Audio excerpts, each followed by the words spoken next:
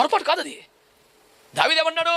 అయ్యా గొల్లియాతు గాడు, ఇప్పుడు అన్నారు మీరు, ఇంతకు ముందు సింహం వచ్చింది, ఎలుగుబంటి వచ్చింది, నేను వాటిని అక్కడ దానిని అంటే ఎప్పుడు వచ్చిన ఆడే రకానికి యాస వేసిపోతున్నాడు. ఏ డ్రెస్ వేసుకొచ్చినా, ఏ మేకప్ వేసుకొచ్చినా ఆడే నాకు తెలుసు, అని ఇంతవరకు నేను బౌలింగ్లో 6 కొట్టున్నాను, నన్ను వదిలేవాడు సంగతి చెప్తాను అంటాడు. లేదురా వాడు బాల్యం యుద్ధాభ్యాసం చేస్తున్నాడు, కొంచెం సింహాన్ని చంపేసాం అక్కడ. అంటే ఏ రూపంలో వచ్చినా అది శత్రువు కదా, సాతం చేసే పని కదా, దుష్టుని కార్యం కదా. అది విద్యా జీవితాన్ని పాడు చేస్తున్నా, యవ్వన పరిశుద్ధ జీవితాన్ని అపవిత్రపరుస్తున్నా, ఆరోగ్య జీవితాన్ని నాశనం చేస్తున్నా, కుటుంబంలో కలతలు అసమాధానాలు తెచ్చి చిన్న భిన్నంగా మారుస్తున్న ఈ కార్యాలన్నీ ఏంటి? సైతాన్ గారి కార్యాలు. యేసుక్రీస్తు ప్రభువారు మొదటి యోహాను పత్రిక 3వ అధ్యాయం సుమారు 8-10 వచనాల మధ్య ఏమంటాడు తెలుసా? అపవాది క్రియలను లయపరచుటకే మనుష్య కుమారుడి లోకానికి వచ్చాను. The Son of God has manifested in this world to destroy the works of the devil. ఆ కార్యాలను నాశనం చేయడానికి వచ్చాడు అసలు ఆయన. ఇందు నిమిత్తంగా నేను మీకు తెలియజేసే ఉపదేశం ఏంటంటే, నీ కుటుంబంలో వ్యక్తిగత జీవితంలో ఉన్న పోరాటాలు అవి మానసిక పరమైనవా, ఆర్థిక పరమైనవా, ఆత్మ సంబంధం అంటే దైవ శక్తులు, చేతబలు, అది ఏ రకమైన ఆడు కారణం. రాకెట్ లాంచ్ వచ్చినా, బాంబు పడ్డా, తుపాకేసినాడు ఆడే పొంచున్నాడు. పేర్లు మనకు అనవసరం, దేవునికి స్తోత్రం. సో నేను అనేది ఏమిటంటే, శత్రువు ఎవడో మనకు తెలిసిపోయింది, ఆడు బుద్ధి అంటే తెలిసిపోయింది. ఆడు ఎందుకు ఇట్లాంటి పనులు చేస్తున్నాడు రా? తీవ్రవాదులు సైనికులను మట్టు పెట్టారు, ఒక్కసారి 20 మంది సైనికులు దుర్మరణం పాలయ్యారు అని న్యూస్ వస్తుంది. తెల్లారి పొద్దున్న ప్రధానమంత్రి గారు, రక్షణ మంత్రి గారికి ఖండన వస్తుందేమని, ఇంత బలం వారికి ఉంటుందని ఊహించలేదు, వారి శక్తికి మేము ఆశ్చర్యపోతున్నాం, 20 మందిని చంపేయడం వల్ల మాకు భయం వచ్చింది, ఈ గురించి చాలా జాగ్రత్త ఉండాలి. ఎవడని మాట్లాడా? ఇది పిరికి పందల దుశ్చర్య, మేము పిరికి పందలు అంటే మిమ్మల్ని చంపించాడు కదా అని అలా అంటాడు. అది భయం వేసా ఇలాంటి పనులు చేస్తున్నాడు, ఎదుర్కోలేక తట్టుకోలేకే. కాబట్టి నేను మీకు తీసుకొస్తున్న ఒక సమాచారం ఏంటంటే, పర్సనల్ లైఫ్లో కానీ, కుటుంబాల్లో కానీ, నీ కెరీర్లో కానీ నిన్ను బలహీనపరుస్తూ, భయపడుతూ, వెనక్కి లాగుతూ, వణిక చేయాలని ప్రయత్నం చేస్తున్న శత్రువు ఎవడంటే, ఇప్పటికే ఓడిపోయిన వాడు.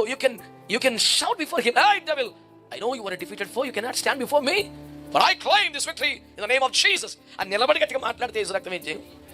మళ్ళీ చెప్తున్నా, ఎరికో పరాకారం అంత దుర్భేద్యమైనదిగా కనబడుటకు కారణం ఇశ్రాయేల్ భయం తప్ప ఏం మేడలేదు అని. అంత పటిష్టమైన గోడ ఎరికో వాళ్ళు ఎందుకు కట్టుకున్నారు అని మీరు అడిగితే, ఎరికో చాలా స్ట్రాంగ్ అండి, చాలా పవర్ఫుల్ అండి, దుర్భేద్యమైన కోట కూడా కట్టారండి, వాళ్ళు మామూలు విషయం కాదండి అని చాలా మంది దాని గురించి గొప్పగా మాట్లాడుతున్నారు. కానీ అసలు పాయింట్ ఏంటంటే, ఆ కాలమున ఇశ్రాయేలుల భయముతో ఆ పెద్ద గోడ కట్టుకున్నారంట. సో అపవాది ఎవరైతే ఉన్నారో, శత్రువు ఎవరైతే ఉన్నారో, వాడి తల చెత్తగొట్టాడు యేసయ్య అని పునరుద్ధాన సందర్భంలో మనం వాక్యంలో చూస్తాం. రెండవది, కొలస్సీ 2:15లో ఆయన వాడిని నిరాయుధుని చేశాడంటే వాడి దగ్గర అసలు ఆయుధం లేదు. మూడవది, రోమ 16:20లో వాడిని దేవుడు మీ పాదముల కింద చెత్తక తొక్కిస్తాడు అన్నాడు. ఇక ఆడి భయపట్టి ఏంటి చెప్పండి? 1, ఆడి తల చెత్తగొట్టాడు. 2, నిరాయుధుని చేశాడు. 3, వాడిని తెచ్చి మన కాళ్ళ కింద పెట్టాడు.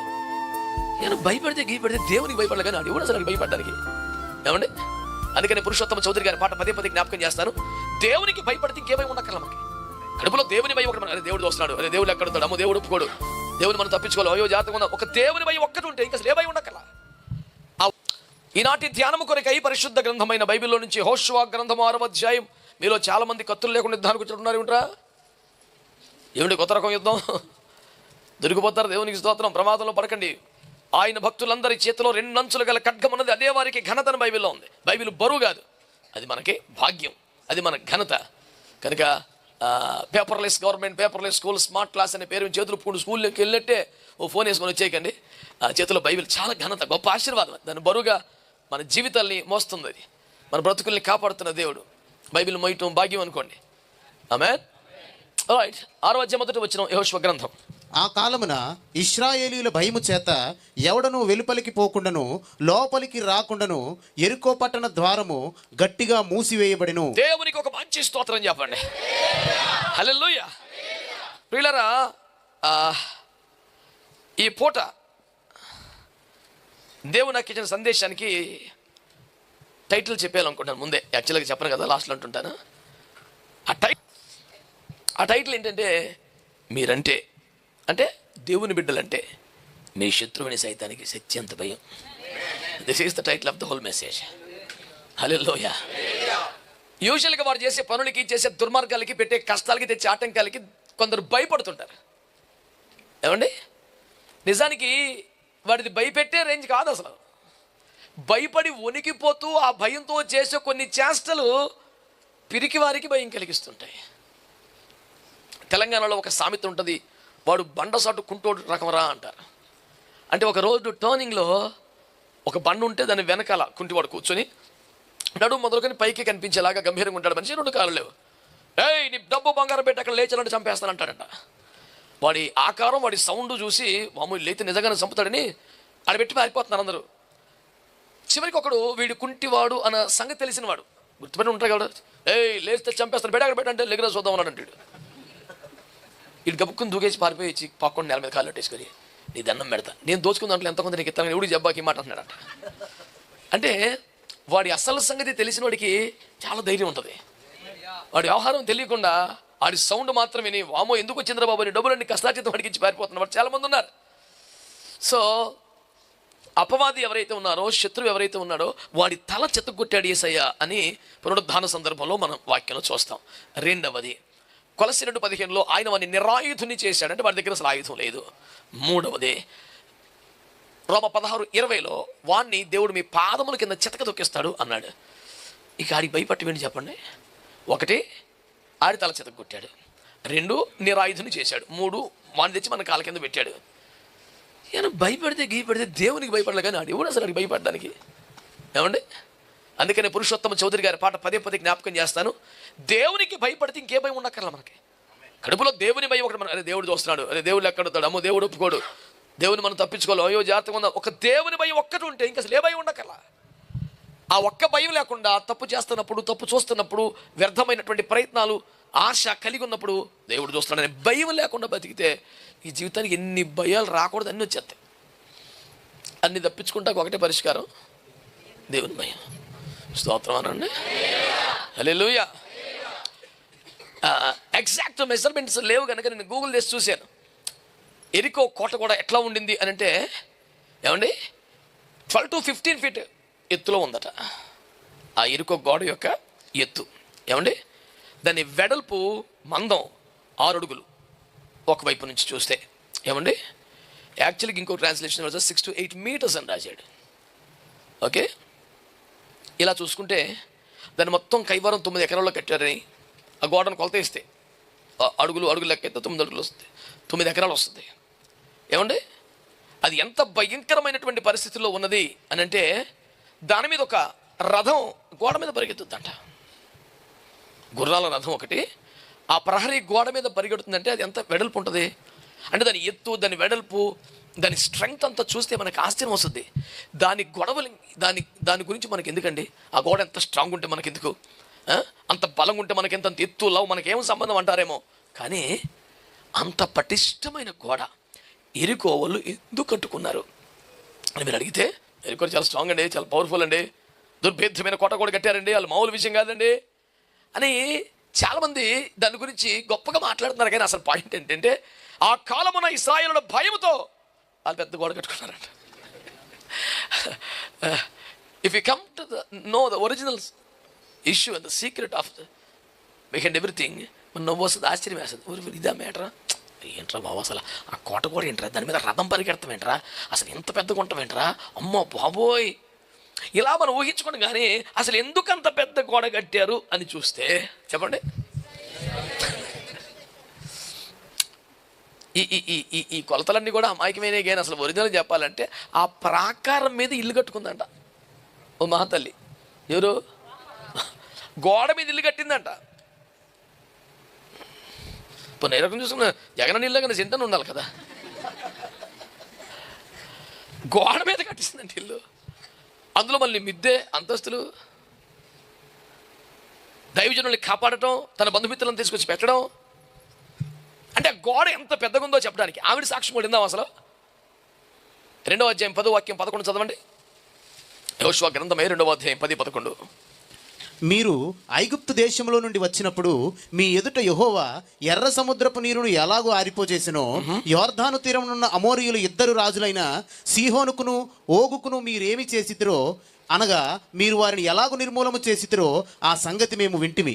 మేము వినినప్పుడు మా గుండెలు కరిగిపోయాను. స్వతం చెప్పండి. పెద్ద గోడ మీద ఇల్లు కట్టుకుని వెళ్తుంది భూమిని చాలా మందిని.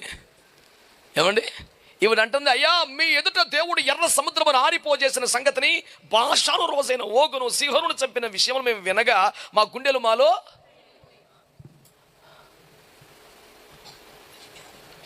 వాళ్ళ స్ట్రెంగ్త్ చాలా ఎక్కువ అండి, వాళ్ళు చాలా బలవంతులండి, వాళ్ళు మనకంటే అధికులండి, ఎంతైనా వాళ్ళు పెద్దోళ్ళండి, అసలు మన ఇల్లులన్నీ కలిస్తే ప్రహరీ గోడ అంత అవ్వదండి.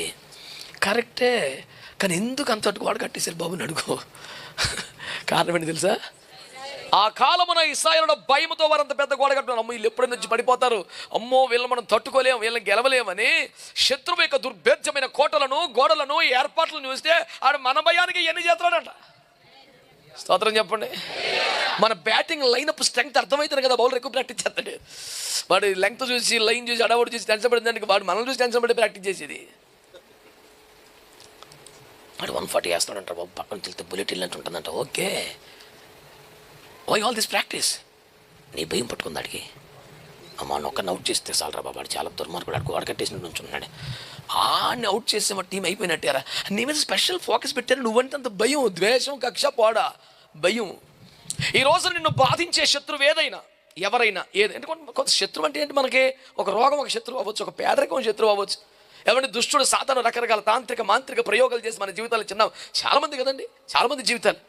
మనసు చిన్న బాబుని తెచ్చారు ప్రార్థనకి, నెలలో 7-8 నెలల వయసు ఉంటుంది. ఆ 7-8 నెలల వయసున్న బాబు ఆడుకుంటూ సడన్గా గుక్క పెట్టి ఏడ్చేస్తాడు. ఆక్సిజన్ అందక మనిషి ఒకలాంటి బ్లూగా మారిపోతుంటాడు.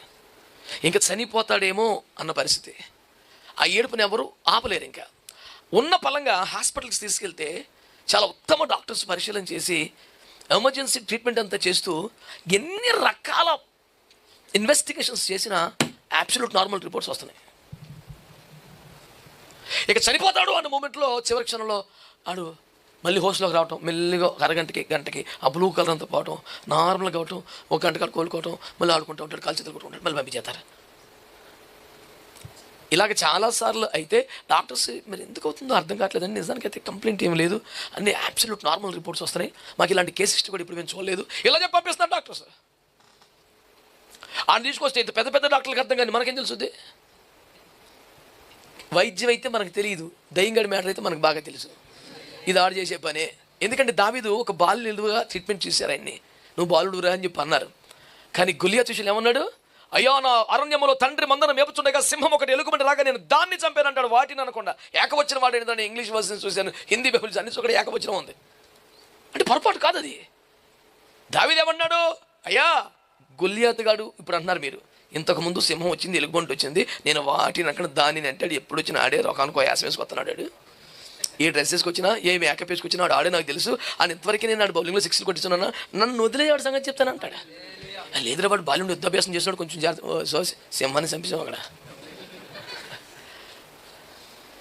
అంటే ఏ రూపంలో వచ్చినా అది శత్రువు కదా, సాతాను చేసే పని కదా, దుష్టుని కార్యం కదా. అది విద్యా జీవితాన్ని పాడు చేస్తున్నా, యవ్వన పరిశుద్ధ జీవితాన్ని అపవిత్రపరుస్తున్నా, ఆరోగ్య జీవితాన్ని నాశనం చేస్తున్నా, కుటుంబంలో కలతలు అసమాధానాలను తెచ్చి చిన్న భిన్నంగా మారుస్తున్న ఈ కార్యాలన్నీ ఏంటి? సైతాను గారి కార్యాలు. యేసుక్రీస్తు ప్రభువారు మొదటి యోహాను పత్రిక 3వ అధ్యాయంలో సుమారు 8-10 వచనాల మధ్య ఏమంటాడు తెలుసా? అపవాది క్రియలను లయపరచుటకే మనుష్య కుమారుడి లోకానికి వచ్చాను. The Son of God has manifested in this world to destroy the works of the devil. ఆడి కార్యాలను నాశనం చేయడానికి వచ్చాడు అసలు ఆయన. ఇందు నిమిత్తంగా నేను మీకు తెలియజేసే ఉపదేశం ఏంటంటే, నీ కుటుంబంలో వ్యక్తిగత జీవితంలో ఉన్న పోరాటాలు అవి మానసిక పరమైనవా, ఆర్థిక పరమైనవా, ఆత్మ సంబంధం అంటే దయ్యపు శక్తులు, చేతబడులు, అది ఏ రకమైన ఆడు కారణం. రాకెట్ లాంచర్ వచ్చినా, బాంబు పడ్డా, తుపాకీ వేసినాడు ఆడే పొంచున్నాడు. పేర్లు మనకు అనవసరం, దేవునికి స్తోత్రం. సో నేను అనేది ఏమిటంటే, శత్రువు ఎవడో మనకు తెలిసిపోయింది, ఆడు బుద్ధి అంటే తెలిసిపోయింది. ఆడు ఎందుకు ఇట్లాంటి పనులు చేస్తున్నాడు రా? తీవ్రవాదులు సైనికులను మట్టు పెట్టారు, ఒక్కసారి 20 మంది సైనికులు దుర్మరణం పాలయ్యారు అని న్యూస్ వస్తుంది. తెల్లారి పొద్దున్న ప్రధానమంత్రి గారు, రక్షణ మంత్రి గారికి ఖండన వస్తామని, ఇంత బలం వారికి ఉంటుందని ఊహించలేదు, వారి శక్తికి మేము ఆశ్చర్యపోతున్నాం, 20 మందిని చంపేయటం వల్ల మాకు భయం వచ్చింది, ఇక నుంచి చాలా జాగ్రత్త ఉండాలి. ఎవడన్నా మాట్లాడా? ఇది పిరికి పందల దుశ్చర్య. దీన్ని మేము పిరికి పందలు అంటే మిమ్మల్ని చంపించాడు కదా అంటే అలా అంటాడు. అది భయం వేసే ఇలాంటి పనులు చేస్తున్నాడు, ఎదుర్కోలేకే తట్టుకోలేకే. కాబట్టి నేను మీకు తీసుకొస్తున్న ఒక సమాచారం ఏంటంటే, పర్సనల్ లైఫ్లో కానీ, కుటుంబాల్లో కానీ, నీ కెరీర్లో కానీ నిన్ను బలహీనపరుస్తూ, భయపడుతూ, వెనక్కి లాగుతూ, వణిక చేయాలని ప్రయత్నం చేస్తున్న శత్రువు ఎవడంటే ఇప్పటికే ఓడిపోయినవాడు. You can shout before him, "Hey devil, I know you are a defeated foe, you cannot stand before me, for I claim this victory in the name of Jesus." అని నిలబడి గట్టిగా మాట్లాడితే యేసు రక్తం ఏం చేయను. మళ్ళీ చెప్తున్నా, ఎరికో పరాకారం అంత దుర్భేద్యమైనదిగా కనబడుటకు కారణం ఇశ్రాయేల్ భయం తప్ప ఏమీ అంటలేదు. లేదండి పాస్టర్ మీరు అలా చెప్తారని చాలా ప్రాబ్లమ్స్ నేను తట్టుకోలేవు. అదంతా ఉంటుంది నాన్న, అసలు విషయం ఏమి లేదు. ఒరిజినల్గా మ్యాటర్ అయినప్పుడు ఆ మాత్రం బిల్డప్ అని అయిపోతే ఎట్ట కుదురుద్ది? పెవిలియన్ ఎండకి వెళ్ళాడు, పరిగెత్తుకొస్తున్నాడు, బాల్ ఎత్తాక చూసినోడికి బ్యాట్స్మెన్ అయ్యి బాబా ఎంత దూరం వెళ్ళాడు అనుకుంటే మనం అది ఏం లేదు, చక్కగా బ్యాట్కి అందుతుంది బాల్. నుంచున్న దగ్గర కదలకుండా లాగిపెట్టి కొడితే మళ్ళీ స్టాండ్స్లోకి వెళ్ళిపోద్ది. ఆ పట్టు దొరక్కే నీకు ఇబ్బంది పడుతున్నావు. అది ఎట్ట పరిగెడితే మనకెందుకు, అక్కడెక్కడ గిరక తిప్పితే మనకెందుకు, కమ్మగా బ్యాట్కి అందుతుంది బాల్. చిన్న జోక్లు అంటే సరదాగా చెప్తాను. 93లో లవ్ బాంబే అని ఒక ప్రోగ్రాం పెడితే ఏమంటారు దాన్ని, door to door evangelism. Eluru CRD కాలేజీలో అప్పుడే మేము జస్ట్ జాయిన్ అవుతున్న కాలం. రే బాంబే డోర్ డోర్ ఎవాంజలిజం ఎవరు వస్తాడరా అంటే మేము చేతులతో చెప్పారు ఛార్జీలు మీ అని. అమ్మ నాయన సరే ఇంకా కొత్త గొప్ప కొంచెం ఉన్న కుటుంబాలే కదా, డాడీ ఎట్లా సువార్తకి వెళ్ళాలంటే ఛార్జీలు సర్లే ఎలా daddy. Door to door evangelism మనకి ఇంగ్లీష్ రాదు, హిందీ రాదు, తెలుగు మీడియం బాంబేలే. ఆ మొక్కే చెప్తే నువ్వు ప్రసంగం అంతా చేసే పని లేదు, కరపత్రికలు మార్చడమే, Jesus loves you, God bless you, ఇలాంటి చాలే పదా అన్నది తీసుకెళ్ళిపోయారు. కోనార్క్ ఎక్స్ప్రెస్లో ఏసు రక్తం ఏం చేయం 2 రోజులు నాన్న సవాలు చెప్తే చేరాం. ఈ డోర్ టు డోర్ ఎవాంజలిజం రోజు పని చెప్పేస్తే పిల్లలు బెంగటికి వెళ్ళిపోతారు అనుకున్నారు. ఏంటో మమ్మల్ని తీసుకెళ్ళిన వాళ్ళు ఒకరోజు ప్రోగ్రామ్. సో ఇవాళ ఏమి మినిస్ట్రీ లేదురా, చిన్న క్రికెట్ మ్యాచ్ ఉంది, లోకలైట్స్తో కలిసి చర్చ్ మెంబర్స్ ఆడాలి, ఎవరిని ఆడతారంటే మంచి దమ్ము నాటకాలు అందరూ ఈ కాలేజీలో ఒక రేంజ్లో ఆడే వాళ్ళందరూ పేర్లు ఇచ్చారు. నేను కూడా పేరు ఎత్తగలుగుతాను. నువ్వు ఇంతలో ఉన్న వేడ పరిగెడతావరా, చంద్రబాబు నన్ను తీసేశారు. లేదురా నేను ఆడతాను, మా ఊర్లో బాగానే నన్ను అన్ని టీంలో పెట్టుకున్నాను, ఎలా రైతునా మూట క్యా భాగే రే చల్ అని పక్కన పెట్టాను. నేను సర్లే సరే ఏం చేస్తామని ఒక డీసీఎం టైప్ బస్సు ఉంటుంది, బస్సు మీద కూర్చొని పల్లీలు కొనుక్కొని తినుకుంటే మ్యాచ్ చూస్తున్నాను. అవతల వాళ్ళు ఈడ్స్ కొడితే 25 అవర్స్ మ్యాచ్ అది చర్చ్కి లోకలైట్స్కి. అవతల వాళ్ళు 25 ఓవర్లకి కేవలం 130 రన్స్ కొట్టారు. నెక్స్ట్ బ్యాటింగ్ చర్చ్ టీం 130 అంటే పెద్ద టార్గెట్ ఏముంది అసలు, చెత్తకొట్టి పారేయచ్చు. సర్లే అనుకుని మనకు చేర్చుకోరలే, మనూరైతే మనం చేర్చుకునేవాళ్ళు, సర్లే పని కదా అది కూర్చుంటే మా చర్చి వాళ్ళు యేసు రక్తం హల్లు స్తోత్రం అని చెప్పి ఇంత ప్రార్థన చేస్తూ వెళ్తే 8 ఓవర్లకి 6 వికెట్లు మా బ్యాచ్ ఇది. ఈడ్స్ కొడితే 40-50 వచ్చినాయి. ఓవర్లు చాలా వికెట్లు లేవు, 6 వికెట్లు పోయినాయి. 7వ దగ్గర కదా తూచలు 2 తూచలు ఎవడు వెళ్తా. నేను అక్కడ కూర్చొని వీళ్ళని కామెంట్ చేస్తున్నా, అరే ఇది పెద్ద బంతి అందరూ కొట్టుబడి నా హ్యాండ్ చెప్పంటే తూ బయట రే నువ్వు ఆంధ్రే సాయ బోత్ చిల్లారే బట్ ఎల్లు ఉండాల జాగ్రత్తగా బ్యాట్లు కట్టినసే పని లేదు, వచ్చేస్తా ఏమి లేదు విషయం. 7వ నెలమంటే ఎవడు తూచలరే బోత్ చల్లరే తూచలు అని చూసి రే మై చలో క్యా అని పైనకి వచ్చానంటే రావరే సుబ్బేసే బోత్ చిల్లరే మొట్ట వల్ల కమ్ వీడు ఎలాగో పరిగెత్తలేడు అని నన్ను నీకు ఈ పొద్దున్నే తినేస్తాడు, వీడి సంగతి తెలుద్దామని రారా అని చెప్పేసి నాకు అప్పటికప్పుడు ప్యాడ్లు కట్టి తోలేరు. దేనికో ఇక్కడ కాలేజీలో టోర్నమెంట్స్లో ఏమండి ఒక రేంజ్లో ఆడేసిన వాళ్ళకి అది సుత్తి వేయించేది పెద్ద విషయమే లేదు వాళ్ళకి. వాళ్ళు అన్నది కరెక్టే, నువ్వు పరిగెత్తలేమన్నారు కానీ అసలు పరిగెత్తాల్సిన అవసరం లేదు, అన్ని 4 6 కదా. ఒకనే 90 కొట్టేసాను వేసి రక్తం వేసి సెంచరీ కొట్టేద్దాం కానీ అప్పటికి గెలిస్తే మరి ఇంకేం చేద్దాం. నువ్వు ఇంతలా ఉన్న వాళ్ళు గ్రౌండ్ నుంచి చర్చికి నన్ను భుజాల మీద తోచారు. అదే మనం ఏలూరులో అయితే 10 కొడితే గొప్ప, వీళ్ళ బౌలింగ్కి ఇక్కడ పిచ్చికి అక్కడంతా సండే స్కూల్ బ్యాచ్లో ఉందని చెత్త కొట్టాం. ఇక్కడికి వస్తే అంత సీన్ లేదు, దేవునికి స్తోత్రం. మనం సువార్తకు వచ్చాము, వాళ్ళు రోజు ప్రాక్టీస్ చేస్తారు, మనం గెలవలేము. వాళ్ళు పైగా లోకలైట్ సపోర్ట్ ఉంటుంది, వాళ్ళకే చప్పట్లు కొడతారు. వీడు ముందే సగం చచ్చిపోయి దిగాడు గ్రౌండ్లోకి, మనం సావలేదు అసలు. 5 పెద్దలకే ఉందరా బాబు. శత్రువు చేసే అడవుడంతా కూడా నీ ధైర్యం తగ్గించడానికి ట్రై చేస్తాడు, ఏముండదు. ఎగ్జామినేషన్లో ఆ క్వశ్చన్ పేపర్ ఈజీగా ఉన్నా వీడు రాయలేకపోయాను అన్నాడు మనం, ఎందుకంటే టఫ్గా వస్తుంది అనుకుని మన టెన్షన్ పడిపోయాను, అది ఈజీగా వచ్చింది నాకు కంగారు వచ్చేసింది. అని ఇప్పుడు ఏం చేయాలండి, అసలు వాడు ఎక్స్పెక్ట్ చేసిన టఫ్గా లేదు, చాలా ఈజీగా ఉంది పేపరు. కానీ పొద్దు నుంచి బెంగడేసుకున్నాడు, ఛాయ్ కూడా తాగలేదు, అట్లాగే శివరింగ్తో ఉత్తిని చెమటలు పట్టేతని వద్దాక పెన్న కింద పడేసి ఖర్చుతో తుడుచుకుంటే సరిపోయింది. అడిగి గట్టిగా 4 పేపర్లు నిన్న లాగేసుకొని పంపించేశారు. బయటకు వచ్చి ఏడుపు ఎందుకు ఏడుస్తుంటే బాగా రాలేదు. ఎందుకు వాళ్ళ పేపర్ టప్ వచ్చిందో లేదు, మరి ఎందుకు రాలేదంటే ఆన్సర్ లేదు. గట్టిగా నీకు కౌన్సిల్ చేసి ఏరా అసలు ఏమైంది అంటే చాలా టఫ్గా వస్తుంది అనుకున్నాను కానీ వచ్చేసింది పేపర్. ఎవడరా బాబీడు అసలు. నిన్ను ఇట్లా చేయటానికి సాతాను నీ మీద అటాక్ చేసే ప్రయత్నం చేస్తాడు, నీకేవో జ్ఞాపకం చేస్తాడు, నీ ఫెయిల్యూర్స్ నీ కళ్ళ ముందు తీసుకొస్తాడు, రకరకాలు చేస్తాడు. ఇంత హడావుడి ఒకటి కాకపోతే ఒకటి ఏంటనియా, ఇంత శత్రుపక్షం ఇంత బలంగా ఉందంటే గోడ లాగుంటా కారణం నీ భయమే. వాడు చాలా బలవంతుడు కనుక ఇదంతా చేయట్లేదు, నువ్వంటే భయం కనుక చేస్తున్నాడు. కనుక శ్రమలైనా శత్రువైనా శోధనైనా అంత విషయం లేదు, నీ భయమునకే వాళ్ళు ఎన్ని చేస్తున్నారు. ఒక్కసారి అసలు సత్యం తెలుసుకొని రక్తం ఏం చేయం. ఆమేన్. నువ్వు గట్టిగా నిలబడితే ఎలక్షన్స్లో ప్రజలందరూ మన వైపు ఉంటే నేను గ్యారంటీగా గెలిచే క్యాండిడేట్ అయితే పోలింగ్ అయిపోతే నేను ఇంటికాడ దర్జా కాలు మీద కలిసి కూర్చుంటా. బూతులను ఆక్రమించి ఈ రకరకాలుగా అందులో ఇంకు పోసేసి తిప్పలేదు, ఎందుకంటే నేను పోతానంటే ఒకటి వచ్చినట్టు చేసే పని. బలమైన వాడు చేసే పని కాదు, ఓడిపోతాననే వాడు చేసే పని. ఇప్పుడు అలాంటి లేవు కదా, అంతా ఈ విఎంఏ కదండి. మరి దండి నాకు పెద్దగా చదువు తెలియదు, నాకు నేను పాతకాల మనిషిని కనుక అది చెప్పాను. మీకు విషయం అర్థమవుతుందని నమ్ముతున్నాను. వారు ఇశ్రాయేలుల భయము చేత చెప్పండి అదే కట్టించారంట. కనుక సమస్య ఎక్కువ కనపడుతుందా, శ్రమ తీవ్రత అనిపిస్తుందా, ఇదివరకు కూడా కానీ సమస్యలు పెరిగిపోయినట్టు అనిపిస్తుందా? అవి నన్ను టార్గెట్ చేశాడనే శత్రువు ఎందుకు టార్గెట్ చేశాడు? ఒక సచిన్నో సెహ్వాగ్నో కోకిల్ని ఎందుకు టార్గెట్ అవతలో దాని మడత మీద ఈజీ అయిపోతుందని. యువతల దావీదు కూడా గొల్లియతను ఒక అందరికి రాళ్ళు వేసుకొని కూర్చోాలి, అని ఒకరిని వేసేస్తే టైలెంటర్స్ వచ్చి మెతలు కొట్టేశారు. దేశ రక్తం ఏం చేయం, పొద్దుగూకులు కొట్టుకోకర్లేదు, నన్ను ఒక్కడో సరే నన్ను వేసే దేశ రక్తం ఏం చేయం. అందుకనే చెప్పండి, మనం అంటే శత్రువుకి చెప్పండి. ఆ మాట మీరు ధైర్యంగా చెప్పాలి కానీ భయంగా చెప్తారు. శత్రువుకి ఎలాగైనా భయం. నాయనా కమాన్ యార్, we are not losers, we are more than victorious people, we are more than conquerors in Christ Jesus. దేవునికి స్తోత్రం కలుగునుగా.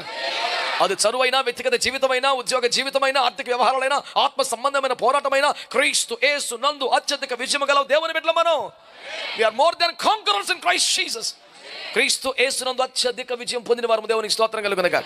కనుక శత్రు హడావుడికి ఏం టెన్షన్ పడకల్లా, భయపడకల్లా, ఆందోళన చెందకల్లా. వాడి హడావు పెంచుతున్నా కొద్ది మీకేమర్థం అవ్వాలి? టెన్షన్ ఎక్కువ ఏదో చేస్తున్నాడు, నువ్వు కూడా వెంటనే రెస్పాండ్ అయిపోతే నువ్వు కూడా టెన్షన్ పడ్డాడు కదా. దర్జాగా అక్కడే కాలు మీద కాలేసుకొని కూర్చుంటావు అంటే ఆడికి ఏం తెలియడు, ఎంత అడవడి చేస్తున్నా కదలలేదు తెలియడు. ఆ టెన్షన్ ఆడికి పెరుగుద్ది. నువ్వు వాడు చిన్న ఉడత తప్పుడు జగన్ ఎగురు దూకి కింద పడి అనేసుకున్నావు అనుకో, పర్లేదు మనం ఈజీగానే కొట్టేసి అని అట్లా ఉండకూడదు మనం. ఏమే నేను ఈ వాక్యాన్ని ధ్యానం చేస్తున్నప్పుడు నాకు భలే ఎరుకో గోడలు, ఆ పోరాటం 7 సార్లు ఇదంతా ప్రిపేర్ అయిపోయి ఉన్నాను. యాక్చువల్గా దాన్ని ప్రిపేర్ చేద్దాం వేసాను కూడా, ఇక్కడ చూసేపాటికి నాకు చాలా దేవుడు నన్ను ఎంతగానో ఇక్కడ ఆపేసాడు, ఆనందం వేసేసింది నాకు. వారు ఇశ్రాయేలుల భయము చేత శత్రు ఏర్పాట్లు, శత్రు బలాధిక్య ప్రదర్శన, యుద్ధ ట్యాంకుల ప్రదర్శన, హడావుడి, రాకెట్లు, మిసైల్ ఇవన్నీ కూడా ఆడికి టెన్షన్ ఎక్కువై భయం వేసి తప్ప మ్యాటర్ ఏమీ లేదు. యేసు రక్తమే జయం.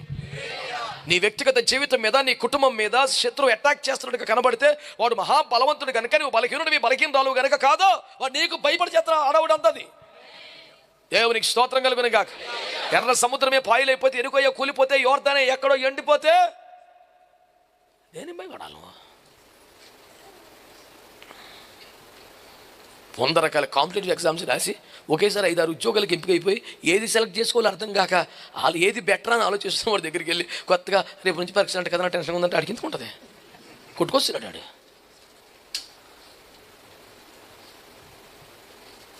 ఆమేన్. సంతోషంగా హల్లెలూయా. కనుక దేవుని బిడ్డలారా, శత్రువు మనకు భయపడుతున్నాడు. వాడి భయముతో వేసే కేకలకి మనం భయపడితే దానికి అర్థం ఉండదు. వాడు వేసే అరుపులు, కేకలన్నీ కూడా చెప్పండి. ఇంకో రూట్లోకి వద్దాం. పోలీస్ స్టేషన్లో కరడు కట్టిన నేరస్తుని పట్టుకున్నారు. చెప్పురా అంటే ఆడు చెప్పట్లే, నేను చెప్పినా చెప్పట్లే. 3rd డిగ్రీ అంటారు కదా, మనకి ఈ డిగ్రీ తెలియదు, ఆ డిగ్రీ కదా, సరే ఏదో అంటారు కాబట్టి అంటున్నాం. 3rd డిగ్రీ ఒక రేంజ్లో వేస్తున్నారు. అమ్మోయ్ బాబోయ్ అని కేకలు బయటికి వినబడుతున్నాయి. ఆ పక్క వీధుల చుట్టుపక్కల వాళ్ళకి ఆ అరుపులకి కచ్చ కచ్చ కచ్చ బాబాయ్. తెల్లారి పొద్దున్న ఆ కానిస్టేబుల్ ఒకటి తెలిసి ఉన్నాడు. అంకులు రాత్రి పెద్ద పెద్ద అరుపులు వినపడ్డాయి అంకులు, చాలా భయం వేసింది అంకులు మాకంటే. ఏం పర్లేదు ఓకే. లేదు అంకులు చాలా భయం వేసింది, మీకు కూడా భయం వేసింది అంటే ఆ కొట్టింది ఆవిడ కదా. అది ఎందుకు భయం వేస్తుంది అసలు అమ్మాయి? కాకపోతే మనకి గొడవ ఆ దొంగను ఒక రేవేసింది ఆయన, మనకి ఏం తెలియదు కదా. ఆయన రాత్రి అరుపులు బాబు చాలా భయం వేసింది అంకులు, మీకు కూడా భయం వేసిందా అంటే ఆయనకి ఏమో నవ్వు వస్తుంది. ఇప్పుడు కానిస్టేబుల్ ఎవరో దొంగడు ఎవరో మీకు అర్థమై ఉండాలి వాటికి. ఇంతకు మీద ఎవరో ఆ డేటాలో రాశారు మరి అన్నమాట. One thing I would like to emphasize before everybody's eyes tonight is we are more than conquerors in Christ Jesus. Hallelujah. క్రీస్తు యేసునందు మనం అత్యధిక విషయం అన్ని విషయంలో పొందినవారం అండి. శత్రువు నిర్వాయుధం చేస్తాడు, మన తలను చెతగొట్టాడు, మన పాదాల కింద తెచ్చిపెట్టాడని.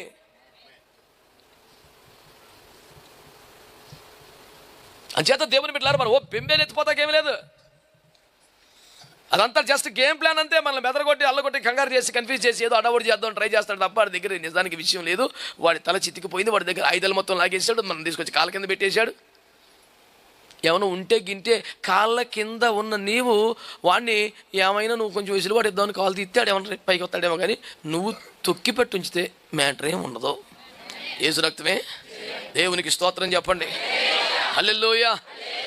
దేవుడు మనకు వాగ్దానాలు చేస్తాడు, వాగ్దానాలు నెరవేరుస్తాడు అని మీరు నమ్ముతారా? దేవుడు వాగ్దానాలు చేస్తాడు, వాగ్దానాల్ని మీరు నమ్ముతారా? వాగ్దానాల్ని. హలో, సౌండ్ తగ్గింది. ఆల్రైట్, ఒక వాగ్దానం జ్ఞాపకం చేస్తాను. ద్వితీయోపదేశ కాండం 28వ అధ్యాయం 10వ వాక్యం చదవండి. భూ ప్రజలందరూ యెహోవా నామమున నీవు పిలువబడుచుండుట చూచి నీకు భయపడుదురు. చాలండి, చెప్పండి. ఎవరండి?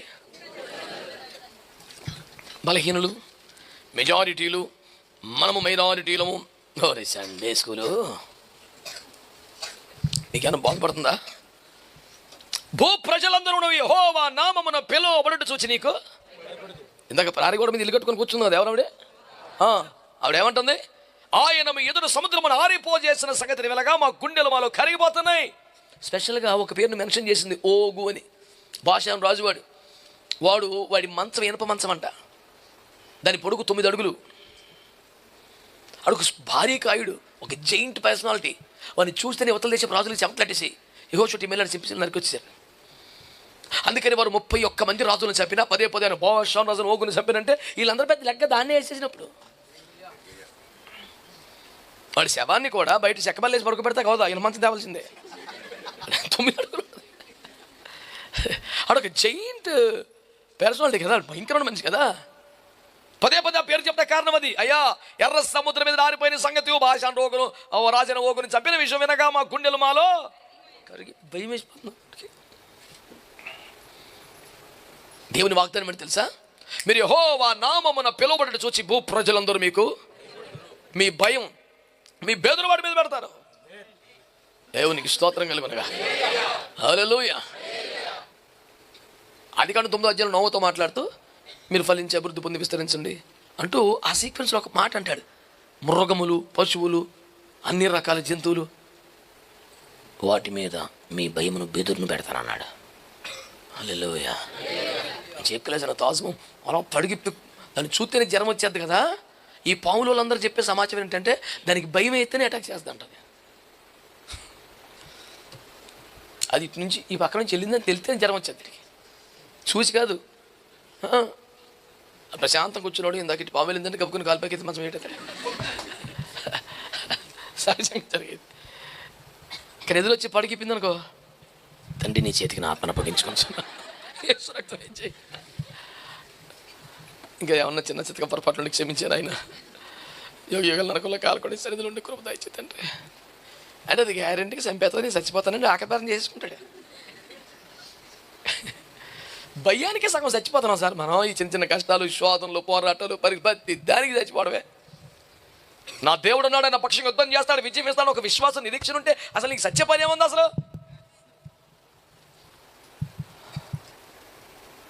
అలాంటి క్రూరముగాలు, సింహాలంట, వాటికి కూడా మనిషి యొక్క బెదురు ఉంటుందంట. నేను ఒకసారి యూట్యూబ్లో అయ్యో జంతువులు సంబంధించినప్పుడు చూస్తుంటే ఒకడు మాంసం పెద్ద పెద్ద తొడలు పట్టుకొని నిలబడ్డాడు. ఏదో ఒక సౌండ్ చేస్తే సింహాలు పరిగెత్తుకొస్తున్నాయి. నేను చూసి అమ్మ నాయన అయిపోయాడా, అది పరిగెత్తుకొచ్చి తీరు. ఒక African guy was standing with the meet. అవి పరిగెత్తుకొస్తాడు. అంటే కుక్క పిల్ల ఆగినట్టు 3 సింహాలు ఆగినాయి. 3టికి 3 పక్కలు ఇసిరెత్తే తినేసి, అది చిన్న పొలం కట్టుకున్న చేతిలో కత్తి, గొడ్ల, తుపాక. అది ఏంది అది? అసలు ఒరిజినల్ సింహం వీడి కదా. 3 సింహాలు కుక్క పిల్లలా కూర్చోబెట్టాడు. ఒక ఆయన ప్రసంగం చేస్తాను విన్నాను నేను. షడ్రక్ మేషక్ అబేద్నెగోల తర్వాత దానియేలుకి వచ్చింది కదా సమస్య. ప్రార్థన చేస్తే అందులో పడేస్తాను. నిజంగానే సింహాల బోన్లో వేశారు. అందులో 6 సింహాలు ఉన్నాయంట, ఆకలిగా ఉన్న సింహాలు. ఒక మనిషిని పైనుంచి చేస్తే అది నేలకు తాకకుండానే నోట ఖర్చుకొని పిండి చేసి పడేస్తాయంట. 6 సింహాలు అండి, ఒక మనిషి లెక్క ఉంది. కానీ దేవుడు వాటిని నోర్లు కట్టేశాడు, అట్లా కూర్చుని పోయినని వాక్యం ఉంది కదా. దాన్ని అంటాడు ఆ దైవజనుడు ప్రసంగం చేస్తూ, దానియేలు వెళ్ళే వరకు 6 సింహాలే, వెళ్ళాక 7 సింహాలని సింహాలు లెక్క పెరిగిపోయింది అన్నాడు. నాకు ఒక క్షణం అర్థం కాలేదు. 6 గెలిచేవాళ్ళంటే దానియేలే కదా మరి అసలైన సింహం. అప్పుడు కానీ మట్టి బొర్లు వెళ్ళలేదు నాకు. నిజమే అన్నాను. అప్పుడు ఎంత చమత్కారంగా చెప్పాడో నాకు భలే నచ్చింది. దానియేలు వెళ్ళే వరకు 6 సింహాలు, వెళ్ళాక 7 సింహాలు, లెక్క మారిపోయిందే అన్నాడు. లెక్క మారిపోవటం ఏంట్రా? చూస్తే మరి ఇతనే కదా అసలైన సింహం. అవన్నీ కుక్క పిల్లలా కూర్చున్నాయి. కుక్క పిల్లలాగా అన్నారు కానీ సవక కుక్క పిల్ల కూడా భయమే నాకు. ఎవరన్నా ఇంటికి వెళ్తే వాళ్ళ ఇంటికి ఒక కాలక దగ్గర కానీ మనకు భయమే కదా. వాడు అంటే ఏం చేయదు. ఆ విషయం నీకు తెలుసు, నాకు పిక్క పట్టుకొని లాగెత్తిన పరిస్థితి. నేను ఎవరన్నా కొంపలో కుక్క ఉందంటే అసలు ప్రార్థన చేయడం కూడా వెళ్ళాను. భాస్కర్ పర్లేదు అన్నాడు. పర్లేదు నువ్వు చెప్పాడు, ఏం చెప్పాలా? కరిచేసింది అంత పర్లేదు, ఇంజక్షన్ నేర్చుకోవద్దు. అట్లాంటి మరి సింహమే ఉంటే దుబాయ్ ఆ కింగ్స్ ఫ్యామిలీలో మీరు చూస్తే ఇంట్లో పెంచుకుంటారు చక్కగా. పెద్ద పుల్లు, చిరుత పుల్లు, సింహం సోఫాల మీద పక్కన కూర్చుంటా ఉంటాయి. అవి చూసే జ్వరం వచ్చేత దించిపించు. అంటే మానవుడి స్థాయి వాటన్నిటి మీద మనిషి యొక్క బెదురు అంటే కూర్చుంటుంది. అది నేను చెప్పే సువార్త ఏంటంటే మనిషికి సాధారణంగా ఉన్న ఎబిలిటీ అది కదా, స్థాయి అది కదా. He has the dominion over the creature what ever it is. మరి నువ్వు ప్రభువులో ఉంటే, ఆత్మ సంబంధమైన అభిషేకం కలిగి ఉంటే, శత్రు బలవంతుడు నీకు అధికారం అనుగ్రహించబడి ఉంటే నీ రేంజ్ ఇంకెంత ఎక్కువ ఉంటుంది. జనరల్గా క్రూర మృగాలకు కూడా మనిషి స్థాయి ఎక్కువ అయితే, మనిషి వాటిని సాధు చేయగల అని కూర్చోబెట్టగల స్థాయి ఉంటే, నీలో దేవుడు ఉంటే, అభిషేకం ఉంటే, పరిశుద్ధాత్మ నీలో ఉంటే, శత్రు బలవంతుడు అధికారిని ఏమైనా యాక్సెస్ చేసే కెపాసిటీ నీకుంటే, హౌ ఆర్ యు పవర్ఫుల్. ప్రతిదానికి భయపడిపోవటమే. మా ఊరు ఒకటి ఉన్నాడు లేవు, ఏగొస్తూ దాకా వాళ్తుంది, కొంచెం విసిగిస్తుంది, ఇరిటేట్ చేస్తుంది. ఏగొస్తుంది ఇరిటేట్ చేస్తుంది. ఓ పట్టణం దొరకదు, సంపలేం, సావలేం, చెరకొచ్చి కథ కొట్టుకుంటూ పొరకే తగులుతుంది కానీ దానికి తగలదు. ఏగ చాలా ఇబ్బంది పెడుతుంది. 2-3 సార్లు విసిగిచ్చాక ఆయన ఎలా తెలుసా, బాబోయ్ నన్ను సంపెత్తగా వచ్చింది ఏగా విసుగొచ్చి. నేను అన్నాను, నువ్వు పాములను తెల్లని ఎత్తి పట్టుకుందో ఏది ఎంత మాత్రం నీకు హాని చేయదు. మాకైతే అలా ఉంటుందండి, నీకైతే పాములు తెల్లకలేదు ఏకజాలు చంపేతాగా. అవునండి బాగా మీరు అన్నిటికీ ఎలాగా మాట్లాడతా. మరి ఏక చంపేటి వింటరా అంటే చిన్న శోధన, చిన్న ఇరిటేషన్ తట్టుకోలేదే, అయిపోయినట్టే. నా సావుకి వచ్చింది, నా ప్రాణం తీసేస్తుంది అని కూడా నీ ప్రాణం తిట్టాకి పాపించి మాటలు తప్ప అట్లాంటి చెత్త బలహీనమైన మాటలు మనం మాట్లాడకూడదు. ధైర్యంగా, పాజిటివ్గా, పర్ఫెక్ట్గా మాట్లాడాలి. స్తోత్రం చెప్పండి. సరే, ఒక స్టోరీ చెప్పేసి ముగించేస్తాను మీకు. ఇశ్రాయేలు ప్రజలు ఐగుప్తులో బాధలు పడ్డారా? ఫరో అతన్ని చాలా ఇబ్బంది పెట్టాడా? చాలా కఠినమైన శ్రమలు గురి చేశారు కదా. ప్రభువా మాకు వద్దు, మాకు ఉద్యోగాలు వద్దు, ఇల్లు వద్దు, మేము మా దేశం తీసుకెళ్ళిపోవాలని ఏడ్చారా? ఇంత స్లేవరీ అనుభవించారు కదా. కారణం ఏంటంటావు? నిర్గమ 1 చదవండి. ఉందా బైబిల్లో? నిర్గమ 1:10-11 వచనాలు. వారు విస్తరింపకుండునట్లు మనము వారి ఎడల యుక్తిగా జరిగించుదుము రండి. లేని ఎడల యుద్ధము కలుగునప్పుడు కూడా మన శత్రువులతో చేరి మనకు విరోధముగా యుద్ధము చేసి ఈ దేశములో నుండి వెళ్ళిపోదురేమో అనెను. ఇప్పుడు 8వ వాక్యం కూడా చదువునా. అప్పుడు యోసేపును ఎరగని క్రొత్త రాజు ఐగుప్తును ఏలనారంభించెను. అతడు తన జనులతో ఇట్లనెను, ఇదిగో ఇశ్రాయేలు సంతతి అయిన ఈ జనము మనకంటే విస్తారముగాను బలిష్టముగాను ఉన్నది. అసలు అది వీళ్ళు బలహీనులు కాబట్టి అణిచివేశారా? వీళ్ళు తేరగా దొరికినప్పుడు తొక్కేశారా? వాళ్ళ బలం చూసి వామ్మో రే వీళ్ళు మనకంటే ఎక్కువ ఉన్నారు, బలిష్టంగా ఉన్నారు, ఏదో ఒకటి చేయకపోతే సుఖం లేదు, శాలరీ కట్ చేయి, పౌష్టికాహారం లేకుండా చేయి, బలమైన ఆహారం దొరకకుండా చూడు, పని ఎక్కువ పెట్టాలి, జీతం తక్కువ ఇవ్వాలి, కష్టం ఎక్కువ పెట్టాలి, అన్నం తక్కువ పెట్టాలి, బక్క చిక్కిపోతే అప్పుడు మనం సర్వైవ్ అవ్వగలం, లేకపోతే మనల్ని తినేస్తారు. ఐగుప్తీయులు ఫరో నేతృత్వంలో ఇశ్రాయేలు ప్రజలను విపరీతంగా బాధించిన కారణం భయమేసే. నీ ఒక్క పాయింట్ పట్టుకో, మీరు అలాగా ఏదో ఒక మాట్లాడతారు కానీ పాస్టర్ గారు చాలా ప్రాబ్లమ్స్ ఏంటంటే నీ భయం వేసారా ఇవన్నీ అడు చేసేది. వారు మనకంటే బలము గల జనం, వారు బలిష్ఠులు, వాళ్ళు ఒక్కసారి తిరగబడితే చాలా భయంకరంగా ఉంటుంది. ఇశ్రాయేలు స్ట్రెంగ్త్ ఎలా ఉంటుందంటే మందసమును తీసుకొచ్చి వాళ్ళు పాలెంలో పెట్టారు. మందసం తిరిగి మన మధ్యలోకి వచ్చింది అన్న సంతోషం ఇశ్రాయేలు సంతోషంగా అరిచారంట. రాజకీయ నాయకుడు వస్తున్నావు, సినిమా యాక్టర్ వస్తున్నావు, స్పోర్ట్స్ ప్లేయర్ వస్తాను కేకలేస్తారు చూడు. అమ్మాయి మా మందసం వచ్చేసిన వాళ్ళు అందరూ కేకలేశారు. ఆ కేకలకి భూమి కంపించినట్టు అయిందంట. మందసం మళ్ళీ వచ్చేసింది, ప్రైజ్ ద లార్డ్ హల్లెలూయా అన్న దానికి భూమి అట్టు అయిందంట. అలుత్తి కేకలు ఎత్తినట్టుంటే గర్జన చేస్తే చేసి రక్తం ఇచ్చేయి. ఇదంతా కరెక్ట్గా క్యాలిక్యులేట్ చేశాడు పోరు. రే వాళ్ళు కొంచెం బలిష్టంగా ఉన్నారా, వాళ్ళు ఎట్టొకటి ఇబ్బంది పెడదాం, చిరాకు వచ్చి ఎక్కడి నుంచి వెళ్ళిపోయేలా చేద్దాం. వాళ్ళుంటే మనం వాళ్ళతో పోటీ పడి వాళ్ళతో గెలిచి మనకంత విషయం ఉండదు, వద్దు. ఫరో తన శక్తి సంపన్నుడు కనుక, బలమైన సైన్యము కలిగిన వాడు కనుక, ఇశ్రాయేలు వారు బలహీనుడు కనుక వారిని బాధించాడు. అంత సీన్ లేదు. వీళ్ళని చూసి భయం వేసి టెన్షన్ పడ్డాడు. చేసిన పనికి మళ్ళీ చర్యలన్నీ భయం వేసే. దేవుడి స్తోత్రం, మీకు వందనాలు. ఇవి చరిత్రలో జరిగినాయా లేదా చందమామ కథ ఇదేమన్నా? బైబిల్ కథల పుస్తకం కాదుగా, ప్రతి దానికి హిస్టారికల్ ఎవిడెన్స్ ఉంది కదా, ఆర్కియాలజీ ఎవిడెన్స్లు ఉన్నాయిగా. కథా కాలక్షేపం కాదుగా.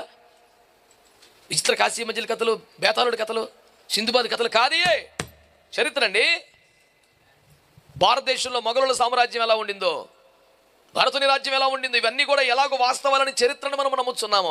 అలాగే ఈ ప్రపంచ చరిత్రలో ఎవడో మరిచిపోలేని ఈజిప్షియన్ ఎంపైర్లో జరిగిన ఒక అద్భుతమైన సన్నివేశం ఇది. వాళ్ళకు భయపడ్డారు. మీరు యెహోవా నామమున పిలువబట్టు చూసి భూ ప్రజలందరూ మీకు భయం అన్నది.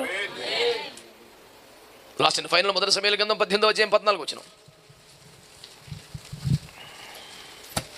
మరియు దావీదు సమస్త విషయములలో సుబుద్ధి కలిగి ప్రవర్తింపగా యెహోవా అతనికి తోడుగా ఉండెను. దావీదు మిగుల సుబుద్ధి గలవాడే ప్రవర్తించుట సౌలు చూచి మరి అధికముగా అతనికి భయపడెను. ఎంతమంది ఎప్పుడు భయపడ్డాడు? గొలియాతుని చంపినప్పుడు. ఓ చేతిలో వాడి కత్తి, ఓ చేతిలో వాడి తలకేసుకు వచ్చేస్తుంటే జ్వరం వచ్చేసింది పెద్దోడికి. అరే నీవు బాలుడు, వాడు బాల్యంలో దాభ్యాసము చేసిన వాడు, వద్దు పొమ్ము అన్నాడు. ఎవరికి నాలుగు భయపడతాడు, వదలాడు సంగతి చెప్తానన్నాడు. సరే నీ సావు నువ్వు సావు అన్నాడు, చంపేశాడండి. సింపుల్గా చంపేశాడు. కత్తి ఆడి తలకాయ పెట్టుకుని వచ్చేస్తుంటే జ్వరం వచ్చేసింది మనోడికి, భయపడిపోయాడు. ఇప్పుడు అన్ని అబ్జర్వ్ చేస్తున్నాడు. రే అన్ని బయట ఉంటే డేంజర్, మన టీంలో పెట్టుకుందాం, అడిగి చిన్న ఉద్యోగం వేద్దాం, జాగ్రత్తగా ఒక్కొక్క బిస్కెట్ ఇచ్చినట్టు ఎంతమంది వెనకాల తిప్పుకుందాం, వాడిని మన చెప్పు చేతుల్లో మన చేతికి ఉన్నపోతే ప్రమాదం అన్నట్టుగా ప్లాన్ వేసాడు. అయితే మనడు ఏం పట్టించుకోకుండా యెహోవా యందు భయభక్తులు కలిగి సమస్త విషయములలో సుబుద్ధి కలిగి ప్రవర్తిస్తుంటే అతనికి తోడుగా దేవుడు కదులుతున్నాడంట. ఇతను ఎటు కదిలితే దేవుడు వస్తున్నాడు. మనోడు చూసి వామ్మో, ఈ పిల్లోడిని బట్టి కాదు, ఈ పిల్లోడు కదిలితే దేవుడు కదులుతున్నాడు, వీడి వెనకాల దేవుడు. యెహోవా దావీదుకు తోడుగా ఉన్నట్టు చూచి సౌలు మిగులు భయపడ్డాడంట. ఆమేన్. సకల ఆయుధాలతో సర్వ సైన్యంతో అడుగులో తరిమాడు కదా, ఇది తరిమాడు భయమేసి. ఇలాంటి ఒకటి కాదండి 100 చెప్తాం. సిచ్యువేషన్ ఏదైనా, కాలం ఏదైనా, శత్రువు దేవుని బిడ్డలను తరుముతున్నట్లుగా, బాధించినట్లుగా కన్నబడిన ప్రతిసారి అసలు విషయం ఏంటంటే వాడికి భయం వేసి, ఈ బలాధిక్యమును తట్టుకోలే మనం ఏదో చేయాలని కంక్షపడి ఉనికిని చాటుకుని పిరికి పొందల ప్రయత్నంలో భాగంగా రకరకాల దాడులు చేశారు, తప్పేమీ లేదు. కనుక దేవుని బిడ్డలారా, క్రీస్తు యేసునందు నువ్వు అన్నిటికంటే అత్యధిక విజయం కలిగిన వాడివి. ఎప్పుడైతే మారుమనసు పొందావో, బాప్తిస్మాన్ని పొందావో, యేసు రక్తంలో కడగబడ్డావు, నువ్వు దేవుని సొత్తు, దేవుని బిడ్డవు, దేవుని కుమారుడివే. మనం పర్ఫెక్ట్గా డ్రైవ్ చేస్తున్నాం కారు, మన ఎదురు కూడా అడ్డగోలుగా తోలుతున్నాడు, పిచ్చగా తోలుతున్నాడు. వెళ్ళి వాడు ముందు కారు ఆపి వాడి సంగతి చేద్దాం చూస్తే ఎమ్మెల్యే స్టిక్కర్ ఉంది. అప్పుడు ఏం చేస్తాం? ఓకే బాబు జాగ్రత్తగా వెళ్ళండి నాన్న అంటే మర్యాదగా సోటు ఇచ్చేసి ఇంటికి వచ్చేస్తామే. నీ కడుపులో ఫీలింగ్ ఎలా ఉన్నా స్టిక్కర్ అక్కడ ఎందుకు వచ్చింది రిస్క్ మనకి? When the world says that you are the child of the Almighty God, matter అలాగే ఉంటుంది. నీవు యెహోవా నామమున పిలువబడ్డ చూచి భూ ప్రజలంతా నీకు బయలుపడతారు. దేవుని నామం నీ మీద ఉన్నప్పుడు, యేసు రక్తం నీ మీద ఉన్నప్పుడు, దేవుని సన్నిధి నీకు తోడుగా ఉన్నప్పుడు ప్రపంచం భయపడుతుంది. ఇది చరిత్రలో నిరూపించబడ్డ దేవుని బిడ్డల యొక్క చరిత్ర సాక్ష్యం. ఇది ధైర్యం తెచ్చుకోండి. శత్రువు యొక్క రావడంతా నీకు భయం వేసేది, నీకు భయపడి తప్ప నువ్వు భయపడాల్సిన మ్యాటర్ లేదు. ధైర్యం ఉండండి, పరిస్థితులను ఫేస్ చేయండి. యేసు రక్తం మీ మీద ఉన్నది, యేసు నామాన్ని మీరు ధరించుకున్నారు, దేవుని సన్నిధి మీకు తోడుగా ఉన్నది, ప్రార్థించు సంఘం సేవకులు మీ చుట్టున్నారు. క్రీస్తు యేసునందు అత్యధిక విజయాన్ని ఆస్వాదించండి. God bless you all. ప్రార్థన చేద్దాం.